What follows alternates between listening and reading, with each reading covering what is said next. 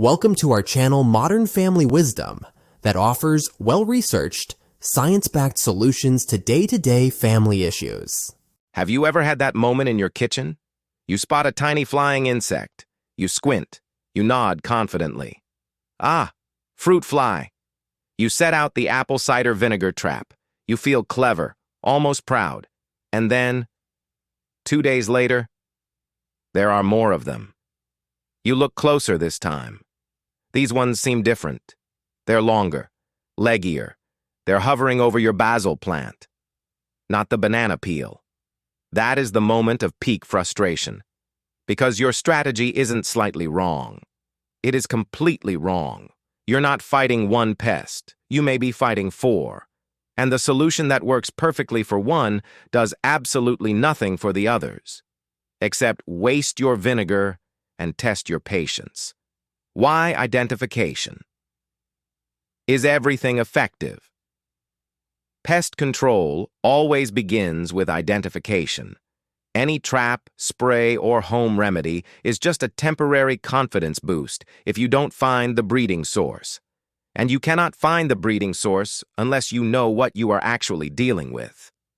The 4 most common indoor offenders are fruit flies, fungus gnats, drain flies, phorid flies. They all look similar at first glance. They are not similar at all. Different bodies, different behavior, different breeding sites, and sometimes very different levels of seriousness. The simplest clue is not size, not color, it's location. Where are you actually seeing them? Fruit flies, the kitchen freeloaders. Let's start with the classic kitchen invader, the fruit fly. Fruit flies are usually found in kitchens, acting like they pay rent. They're about 1/8 of an inch long with a compact, stout body. Their defining feature is their eyes. Some have bright red eyes, others have dark eyes. Either way, they always look suspiciously confident. Fruit flies are attracted to fermentation, overripe bananas, melons, tomatoes, spilled beer, wine, juice, even the mysterious substance living inside your garbage disposal. Their life cycle is, frankly, impressive. A single female can lay up to 500 eggs. In warm conditions, the entire cycle from egg to adult can take as little as 8 to 10 days, which explains why leaving town for a weekend can feel like returning to an invasion. Fruit flies are also strong flyers. They're attracted to light, which is why they always choose to buzz directly in front of your face during important moments. Fungus gnats, the plant killers you didn't invite. Now let's talk about the ones that appear right after you water your plants. These are fungus gnats. They're smaller and more slender than fruit flies. Grayish-black, long legs, long antennae. They look like mosquitoes that never quite figured out what mosquitoes do. Their flight is weak and erratic. They hover awkwardly above the soil, as if unsure why they exist. Adult fungus gnats are mostly just annoying. The real damage is happening underground. They breed in moist potting soil, especially soil that stays wet too long. The larvae feed on fungi and decaying organic matter.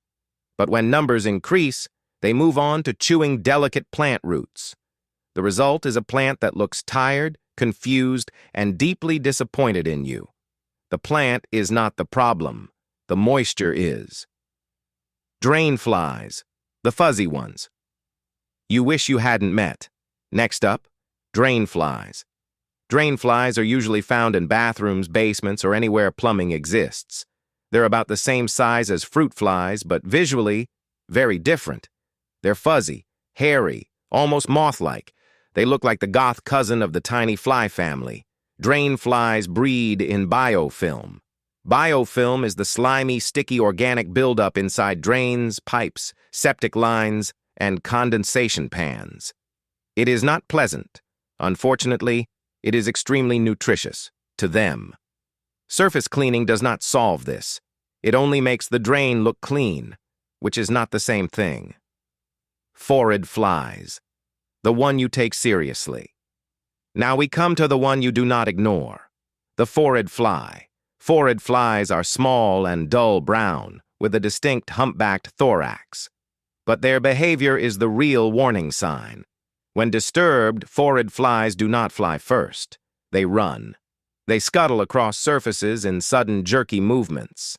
If a fly runs instead of flying, your house is trying to tell you something. Phorid flies breed in serious problem zones. Decomposing organic matter, sewage leaks, contaminated soil beneath buildings. Their presence indoors often signals a hidden structural issue. At this point, a trap is not the solution. Curiosity, and possibly a plumber, is. Strategy 1.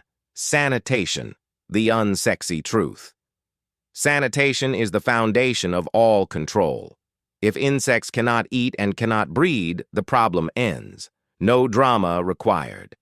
For kitchens, wash vegetables and fruits and dry them before storing. Store ripe fruit in sealed containers. Clean garbage and recycling bins regularly.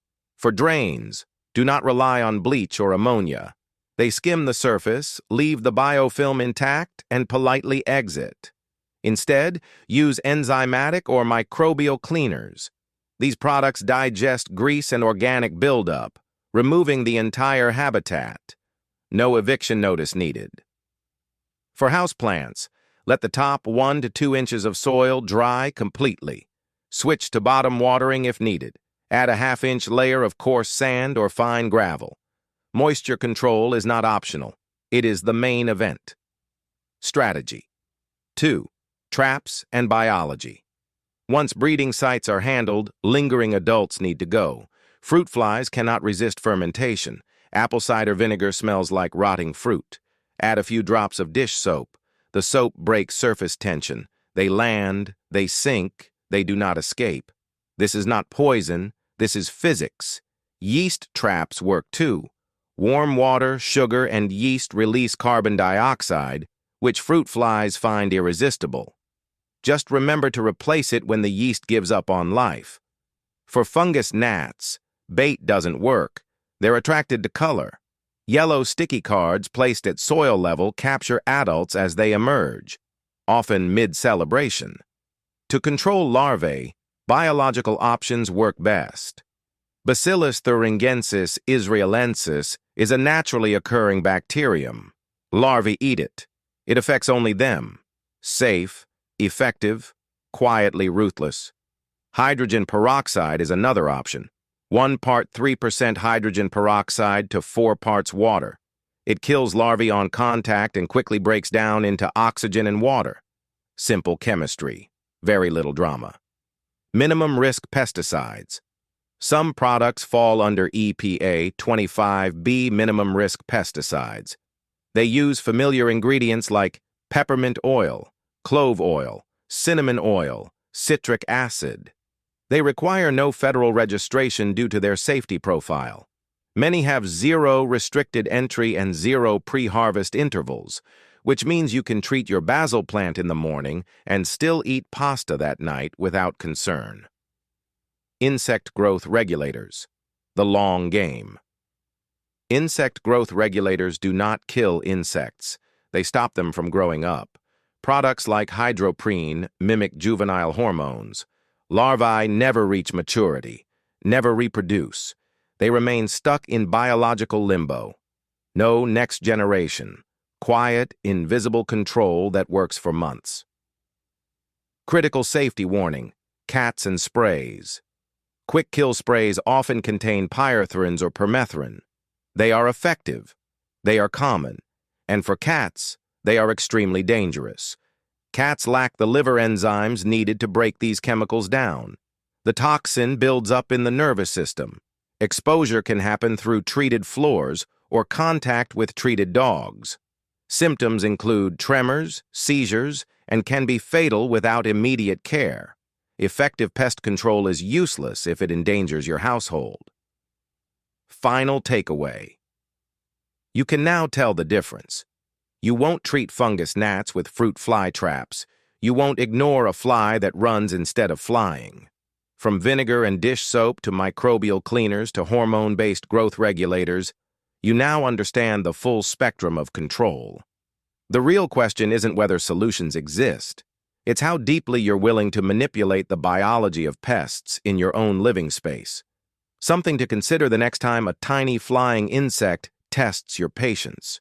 Thanks for watching. Please like and subscribe. Visit again.